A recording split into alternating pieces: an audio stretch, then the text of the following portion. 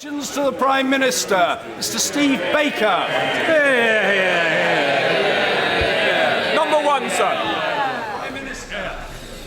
Thank you, Mr. Speaker. Mr. Speaker, with Remembrance Day coming, I'm sure the whole House will join me in remembering those who've given their lives in the service of our country. Perhaps particularly with the President of the Republic of Korea here, we should remember those who fell in that conflict and all those who served, many of whom are now coming to the end of their lives. And we should again pay tribute to the heroic job our armed forces do to keep us safe. Mr. Speaker, this morning I had meetings with ministerial colleagues and others, and in addition to my duties in this House, I shall have further such meetings later today. Steve Baker. Mr. Speaker, I'm sure we all wish to associate ourselves with the Prime Minister's fitting tribute. Mr. Speaker, hard-working businessmen facing tough decisions, decent trade unionists and newspapers, including the Daily Mirror, will have been appalled by the so-called leverage tactics of Unite in the Grangemouth dispute. Will my right honourable friend take steps to ensure that families and children and homes are protected from a minority of militants? Well, my honourable friend makes an important point. This sort of industrial intimidation is completely unacceptable. We have seen wanted posters put through children's letterboxes, we've seen families intimidated, and we've seen people's neighbours being told that they are evil. It is completely shocking what has happened. It is also shocking that the Labour Party is refusing to have a review and to stand up to Len McCluskey. And at this late stage, they should do so. Miliband.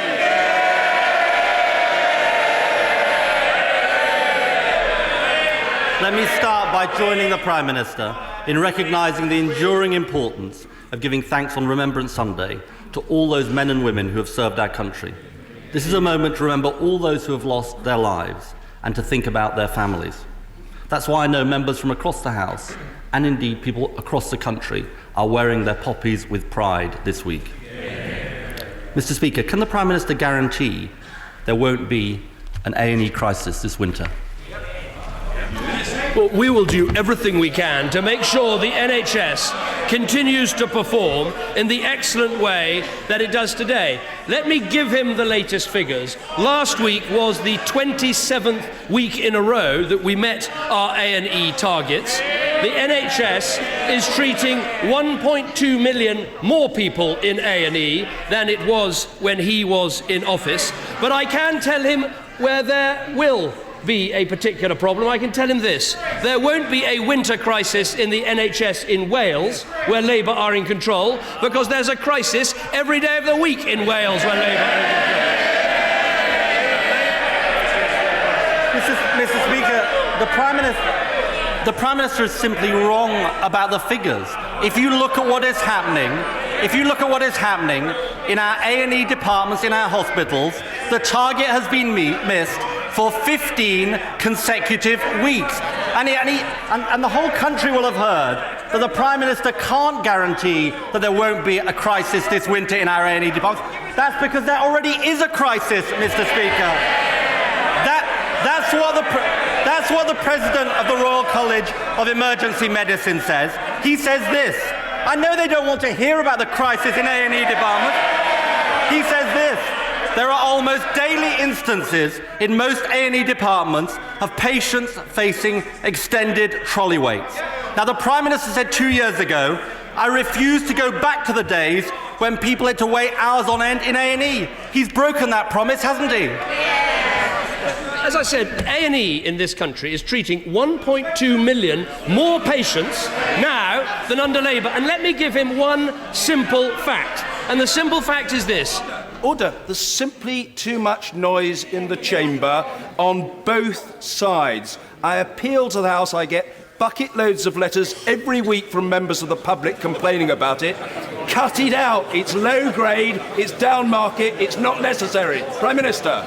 Let me give him one simple fact, which is today in our A&Es, the average waiting time is 50 minutes. when the shadow health secretary was sitting here as health secretary, the average waiting time was over 70 minutes. Those are the facts. Because this government didn't take the advice of the... I wouldn't listen to the health secretary. He's the man who refused to apologise for the mess at Stafford. The NHS in our country is getting better under this government. Across the medical profession, they're saying there is a crisis in A&E departments, and we have a Prime Minister saying, crisis, what crisis? How out of touch can he be? And in the last year, 1 million people waited more than 4 hours in A&E. A&E waits are up. Patients kept waiting on trolleys, up. Delayed discharges, up. Ambulance response times, up. Now, why is it happening? Because of this top-down reorganisation that nobody wanted and nobody voted for. Can he tell the House how many NHS managers have received a 6-figure redundancy package as a result of his reorganisation? What I can tell him is there are 20,000 fewer administrative grades in the NHS. And what I can tell him is there are 5,500 more doctors in our NHS. And there are 1,000 more midwives in our NHS. And there are 1,000 more health visitors in our NHS. And let me tell him why this is the case. His health secretary said it would be irresponsible to increase spending on the NHS. We rejected that advice. We rejected Labour. We invested in our NHS, and we're proud of our NHS. What the shadow health secretary did was warned of cuts to social care, and that is exactly what they did, and that is the crisis he has produced. Now, here's the answer. Here's the answer to the question he didn't answer. The answer is 2,300 managers have received 6-figure payoffs. Order! Too much noise. It had better stop, or the process will take longer. I say to those who can't grow up, try. Ed Miliband. So he's giving P45s to nurses and 6-figure payoffs to managers. Now, can he tell us how many of the people who've been let go from the NHS have actually been fired, paid off, and then rehired? Well, first of all, we are saving $4.5 billion by reducing the number of managers in our NHS. And for the first time, anyone re-employed has to pay back part of the money they were given. That never happened under Labour. But we don't have to remember the Labour record of the past. We can look at the Labour record in Wales. They've been running the Welsh Health Service. They cut the budget by 8.5%. They haven't met a cancer target since 2008. They haven't met an A&E target since 2009. The fact is, he's too weak to stand up to the poor management of the NHS in Wales, just as he's too weak to sack his health secretary. And we have a Prime Minister too clueless to know the facts about the NHS. Let's give him the answer, shall we? The answer is over 2,000 people have been made redundant. The Honourable Gentleman says it's rubbish. It's absolutely true. A parliamentary answer from one of the health ministers. 2,000 people made redundant and rehired, diverting money from the front line as this Prime Minister sacks nurses. Well, the Prime Minister seems to be saying it's untrue. Well, if he gets back, he can tell me whether it's untrue. And we know why the NHS is failing. His botched reorganisation, the abolition of NHS Direct, cuts to social care, and 6,000 fewer nurses. There's only one person responsible for the A&E crisis, and that's him. We have taken 20,000 administrators out of the NHS, and I'm not going to take lectures from a government that saw patients drinking out of... Order! Members are shouting at the tops of their voices at the Prime Minister, and they must stop doing so. The Prime Minister. Let me give him the facts about the NHS under this government. Mixed-sex accommodation down by 98%. 1.2 million more people treated in A&E. 500,000 more inpatient. We're doing all of that, and we're not following Labour's advice, which was to cut the NHS. That's the truth under this government. The NHS getting better. Labour would have cut it, and Labour never stand up for the NHS.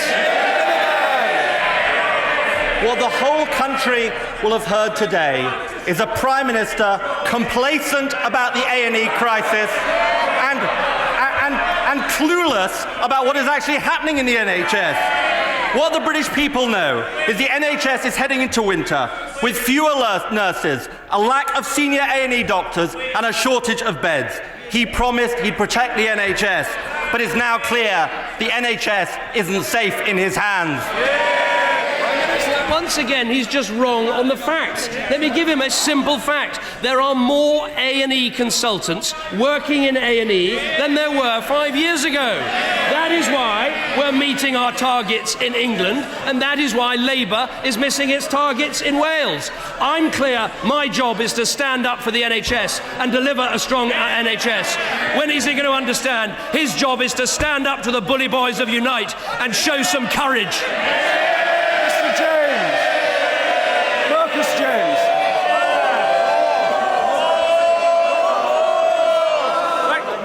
Mr. Speaker, over the past week we have heard about Unite Union's attempts and strategy to disrupt business supply chains.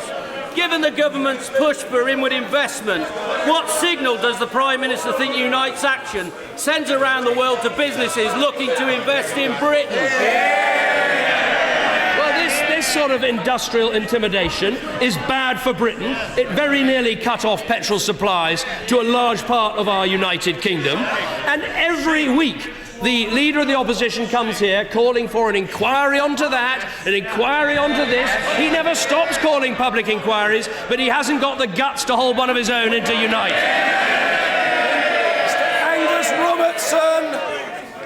Thank you very much, Mr. Speaker. People watching these exchanges today will be struck that when nearly 1,800 people have learnt that they're to lose their jobs, neither the Leader of the Opposition or the Prime Minister have seen fit to raise it thus far. I hope that the Prime Minister's thoughts are with the families of people who are set to lose their job. And will he confirm that he agrees with the BAE statement that Glasgow is the best place to build frigates? Well, I do think this is a vitally important issue, and that is why the Defence Secretary will be making a statement right after Prime Minister's questions.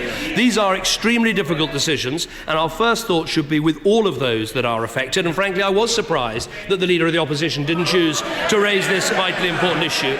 Let us be clear about what we need to do here. We want our Royal Navy to have the best and most modern ships and the best technology, and that means we will go on building warships on the Clyde. We'll be announcing 3 new offshore patrol vessels, keeping that yard busy rather than paying it to remain idle as the last government proposed. And in Portsmouth, yes, there will be job reductions, but there are many more people involved in ship servicing than in ship building, so the workforce will go from 12,000 to 11,000. But no one should be in any doubt of 2 things. Under this government, we'll have aircraft carriers, Type 45 destroyers, the new frigates, the hunter-killer submarines. And there's something else they should know. If there was an independent Scotland, we wouldn't have any warships at all. Thank you, Mr. Speaker. As we approach Remembrance Sunday and looking ahead to the centenary of the First World War, will the Prime Minister join me in commending the work of the Victoria Cross Trust? And will he look in particular at how the government might assist the Trust in its important task of restoring and maintaining the graves of some of the nation's bravest soldiers, sailors and aircrew? Well, I pay tribute to my right honourable friend for his support for the Victoria Cross Trust and the hard work that he's done. I welcome any initiative that commemorates those that have given their lives in defence of our country.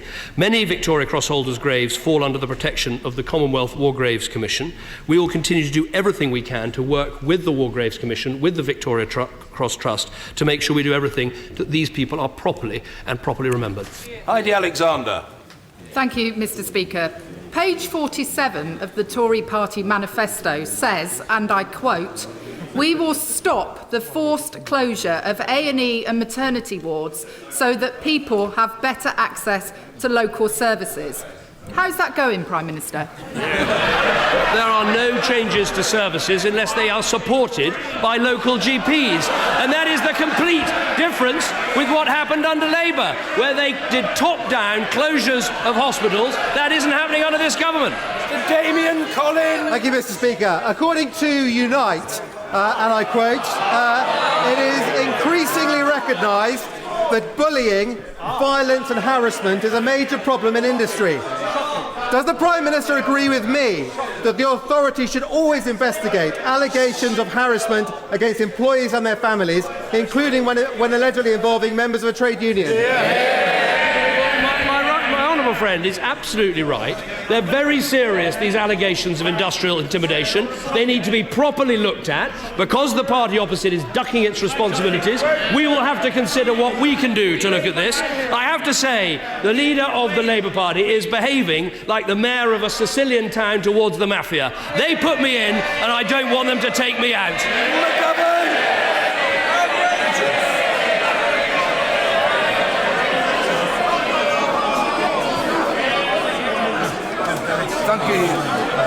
Thank you, Mr. Speaker. Thank you, Mr. Speaker. Last month, I asked a question about 0 hours contracts, and I think the response I got, most members here, honourable members, would agree, was a fudge about a determination of employers and employees. Can I now put it plain and simply to the Prime Minister, how many people in this place, in this palace, and in the government buildings out with this palace are employed on 0 hours contracts? He doesn't care. Well, I don't have those figures to hand, but what I can tell the honourable gentleman is that we are having a review into 0 hours contracts, and we are particularly looking at those people on 0 hours contracts who are forbidden from working for other employers. This government will look at these things. The last government that saw 0 hour contracts go through the roof did absolutely nothing about it. Not reckless. The Prime Minister and his Chancellor closed the gaping loophole left by the last government for the rich to avoid stamp duty. Isn't it now time to close the other disgraceful loophole they left for overseas residents to buy up the best housing in London without paying capital gains tax? I think my honourable friend makes a very important point. The stamp duty change we made was absolutely vital, particularly in making sure that foreign buyers pay stamp duty properly in London. That needed to happen. Now, the Shadow Chancellor, who of course was City Minister when all these things went wrong, is shouting his head off as usual. It's this government that's insisted people pay the taxes that are due.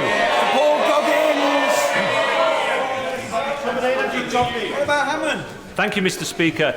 The Prime Minister is right to extend supervision to short-sentence prisoners and indeed to seek for new ways to reduce reoffending. But he must be aware of the growing concern that his government's current plans will fatally undermine the probation service.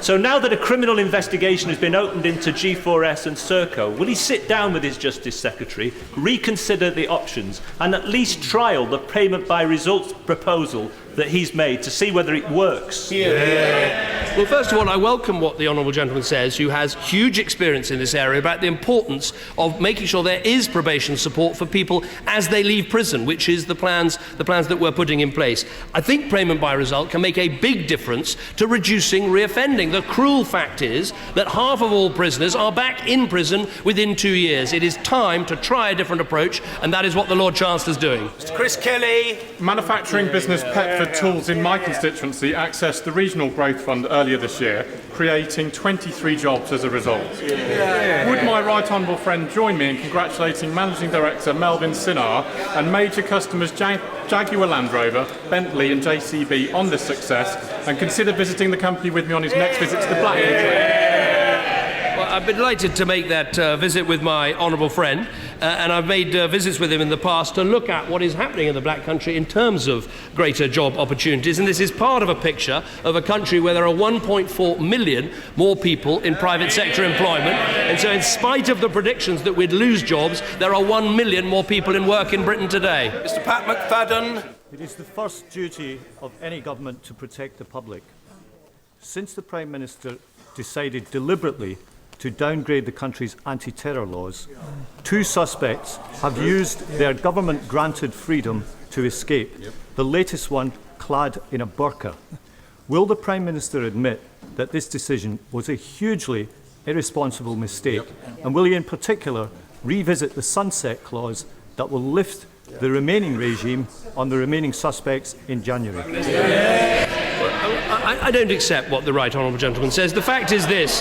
The facts are these. Under the control order regime, there were 7 people who absconded under control orders. Control orders were being endlessly hacked away at by the courts, so we needed to put a new system in place, a system that has the confidence of the police and the security services. Of course, we will look at every single thing we can do to make sure the system is as good and robust that it can be, but we should be frank in this House that what we're dealing with is people that we are not able to charge and lock up, and people that many of whom we'd like to throw out of our country but cannot currently, and so we have to have some sort of regime like this, but we'll do everything we can to make it as robust as possible. Mr. Speaker, would my right honourable friend the Prime Minister join me in congratulating DST and PhD Engineering in Morecambe? They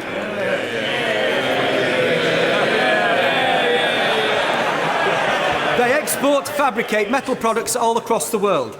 They have contributed to the drop in youth unemployment in my constituency by 15%, and overall unemployment has fallen by 10% in the last 3 months alone.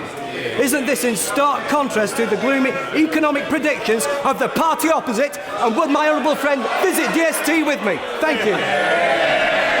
Well, my honourable friend does an excellent job in standing up for the people of Morecambe. And across the northwest, of course, private sector employment is up by 45,000 since 2010. The number of people claiming job seekers allowance is down by 29,000. And he's right that the party opposite predicted we would lose 1 million jobs. The answer is the complete opposite. There are 1 million more people in our country, and it's about time they apologise for prediction after prediction being wrong. Lincoln, sir. Yeah. Last month, Prime Minister, Tory councillor Abdul Aziz was at an invite-only party at number 10. Councillor Aziz is subject to an arrest warrant in Pakistan in connection to a brutal murder. After shaking this man's hand and having photos taken at number 10 with this gentleman, would the Prime Minister now like to say that he thinks this gentleman should return to Pakistan and face justice? I'm looking carefully into this case, and I will write to the honourable gentleman. Sir Peter Tapsell.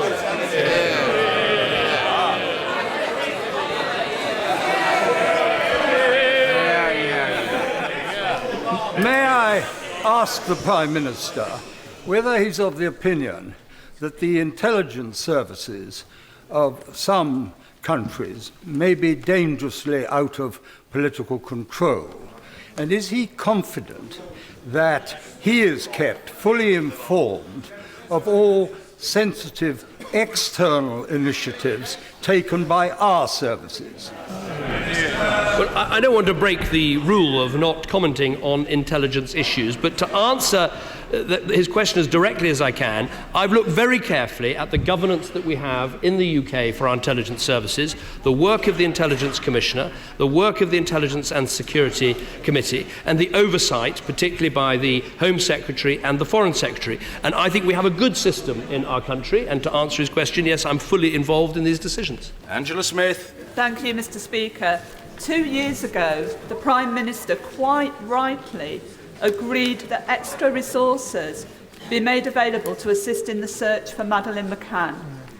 And yet only months later, he turned down a similar request from my constituent, Kerry Needham, whose son Ben is still missing after 22 years.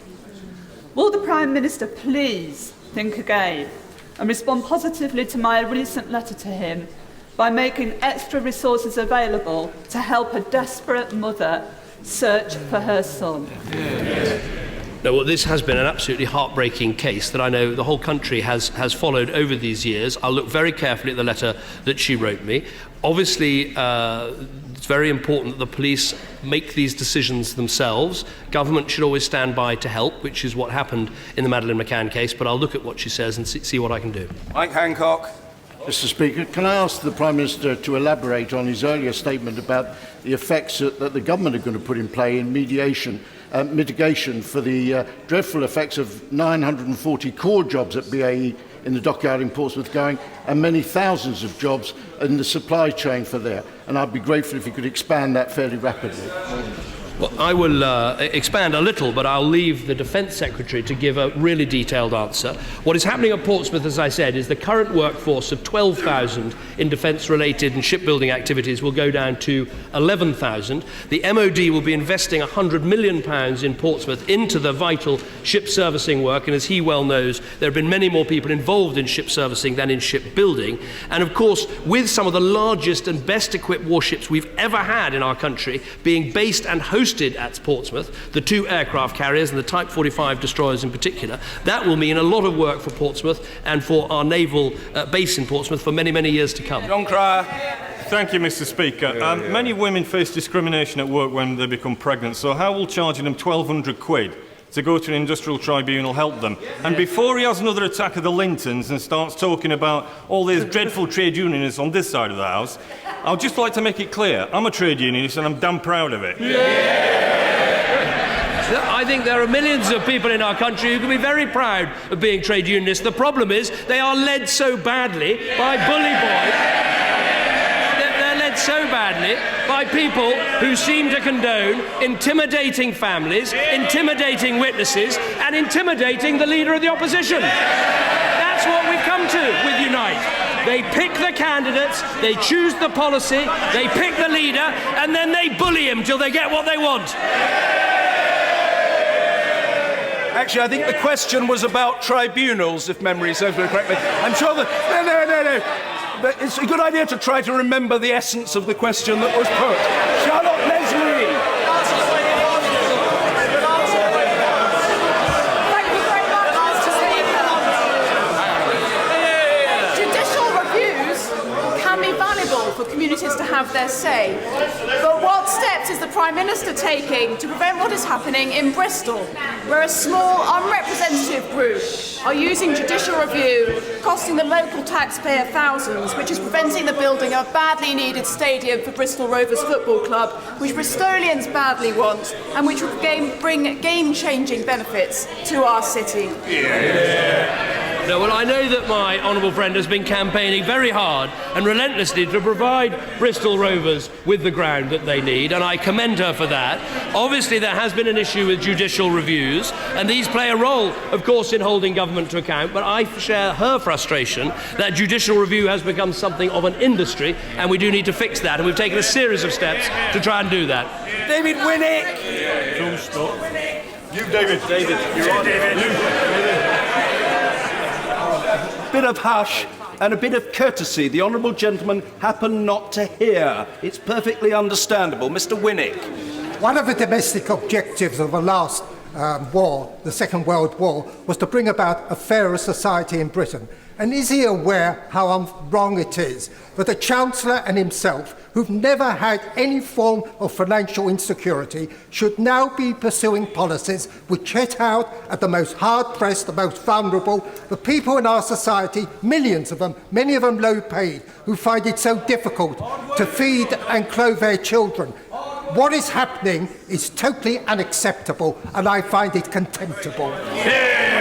But what I would say to the honourable gentleman is that we have taken 2.4 million of the poorest people in our country out of income tax altogether. And I have to say to him that the figures simply don't fit with the story he's trying to tell. The facts are, inequality is at its lowest level since 1986. Fact. Pupil premium is directing more money to the poorest children in our schools. Fact. Applications from disadvantaged children to universities has gone up, not down. Fact. There are fewer workless households. 400. I'm keen to answer the question, Mr. Speaker, and it's a very direct answer. Yes. workless households down by 425,000. Payday lending regulated properly for the first time. And yes, a proper consultation on 0 hours contracts. Those are the actions that we are taking to build a fairer country. And instead of complaining about them, he should be backing them. Mr. Peter Bone. Thank you, Mr. Speaker. On the 3rd of September, I wrote to the Prisons Minister requesting a meeting to discuss the future of HMP Wellingborough. I received no response to that request. This week, I received a letter from the Prison Minister saying the site at Wellingborough Prison was to be sold. I do not understand that, as Wellingborough Prison was the 3rd cheapest in the country to run. Would the Prime Minister meet with me and concerned constituents to discuss the matter? What I will do is arrange very quickly for the Honourable Gentleman to have that meeting with the Prison Minister that he asked for so he can discuss the future of the prison estate. It is important that we modernise it and make sure we get good value for money for the people that we keep in prison and for the taxpayer. Mrs. Sharon Hodgson. Mr. Speaker, the Prime Minister has just been boasting again about 1 million extra jobs in this country. Can he therefore explain why the number of people in my constituency unemployed for more than 2 years has risen by 350% in the last year alone? It now is the worst in the country. 9 of the 10 constituencies on this measure are in the North East, worst in the country, including all 3 Sunderland seats. Mr. Speaker, is this because it's the same old Tories who don't care about the North East? The fact is, we are seeing right across our country, including in every region, more opportunities in terms of jobs, more people involved in our private sector, and the claimant count coming down. In the North East, for example, we've got the new Hitachi factory that's going to make a real difference. We've got the expansion of Nissan, which is doing extremely well. But I totally accept that we need to do more to keep our economy growing and to keep people employed and to grow the number of jobs. But I'm absolutely certain about one thing. We won't do that if we put up borrowing, we put up taxes, because the fact is today, Labour is the greatest risk to our recovery. Smith. Thank you, Mr. Speaker. Can the Prime Minister confirm that in the review of levies on energy bills, it's the fairness of the funding process that is the priority for the review, and that the government still supports vital measures to insulate people's homes to make sure that the fuel poor can keep their houses warmer in winter? Of course we want to see insulation programmes, and of course we want to help people, particularly vulnerable households, to keep their bills down. But what we should be doing is looking at every subsidy, at every levy, and making sure it's value for money, and making sure it's not in place for a moment longer than it's needed. Alison McGovern. Mr. Speaker, the Chancellor of the Exchequer wouldn't answer this yesterday, so let me give the Prime Minister a try. Of the so-called new private sector jobs that he crows about, just how many of those are people on 0 hours contracts? I don't have the figure for that, but the fact is there are more people at work in our economy than ever before. 2/3 of those jobs have been full-time jobs, and while we're on the subject of pay, perhaps it is a good moment to recognise that Labour-controlled Doncaster doesn't pay the living wage, whereas Conservative-controlled London does. Mr. Peter Love. On a difficult day for UK shipbuilding, isn't it more important than ever to tell our young people that modern engineering offers varied and rewarding careers, and that we urgently need many more engineering apprentices and graduates? The message both of this week's Tomorrow's Engineers Week and of Monday's report from the BIS Chief Scientist, Professor John Perkins.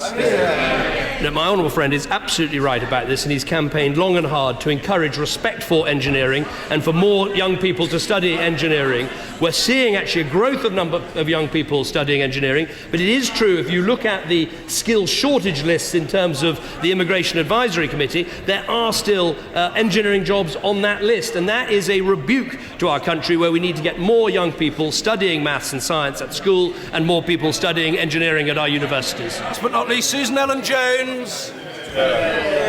Last year, bankers' bonuses grew 91% faster than wages for ordinary working people, despite the Prime Minister's assurances that this would not happen. Can the Prime Minister tell us, is he unwilling to act, or just a bit useless at being Prime Minister? The point the Honourable Lady should bear in mind is bonuses were 85% higher when the Shadow Chancellor was sitting in the Treasury.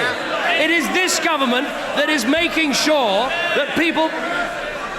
Oh dear, I want to hear the Prime Minister's answer, and so does the House. The Prime Minister. In fact, we inherited a situation where the cleaners were paying higher tax rates than the hedge fund managers they work for. If she wants to see someone who's useless, she should look at her own front bench.